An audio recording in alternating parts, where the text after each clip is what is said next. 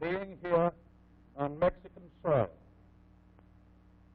It is an amazing thing to have to realize that nearly 34 years ago passed since chief executives of our two countries have met face to face. I hope that in the days to come, every Mexican and every American president will feel at liberty to visit each other just as neighbors visit each other, just as neighbors talk things over and get to know each other better. Our two countries owe their independence to the fact that your ancestors and mine held the same truths to be worth fighting for and dying for. Hidalgo and Juarez were men of the same stamp as Washington and Jefferson.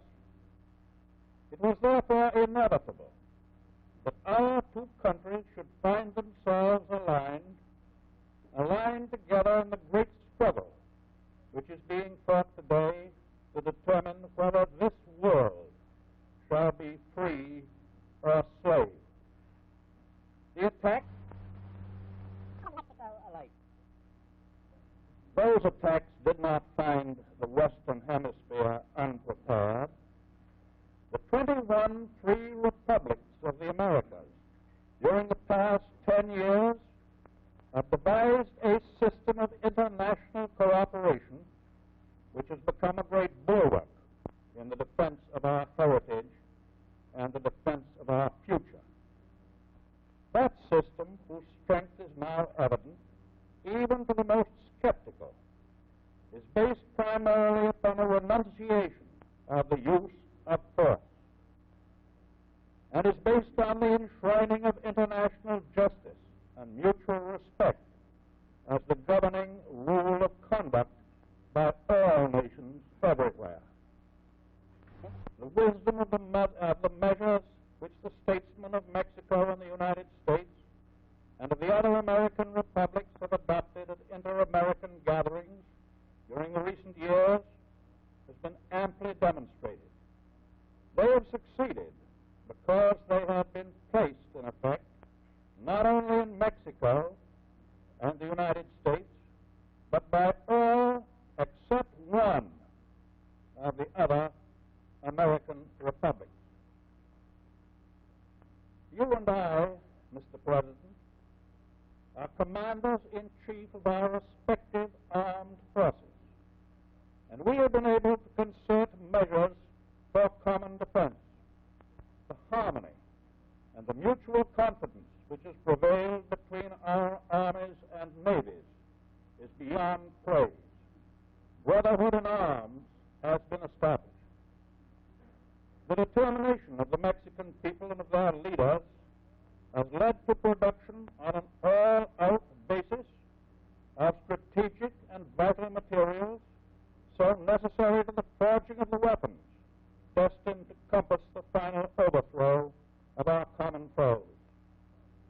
In this great city of Monterrey, I have been most impressed with the single-minded purpose with which all the forces of production are joined together in the war effort. Inspiration and strength from your words. In the shaping of a common victory, our peoples are finding that they have common aspirations. They can work together for a common objective. Let us never lose our hold upon that truth. It contains within it the secret of future happiness and prosperity for all of us on both sides of our unfortified border. We recognize a mutual interdependence of our joint resources. We know that Mexico's resources will be developed for the common good of humanity. And we know that the day of the exploitation of the resources and the people of one country for the benefit of any group in another country is definitely over. It is time that every citizen in every one of the American republics recognize that the good neighbor policy means that harm to one republic means harm to each and every one of the other republics. We have all of us recognized the principle of independence.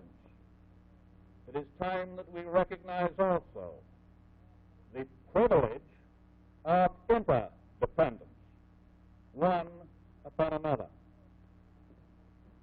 Mr. President, it is my hope that in the expansion of our common effort in this war and in the peace to follow, we will again have occasion for friendly consultation in order further to promote the closest understanding and continued unity of purpose between our two peoples. We have achieved close understanding and unity of purpose, and I am grateful to you, Mr. President, and to the Mexican people for this opportunity to meet you on Mexican soil and to call you friends.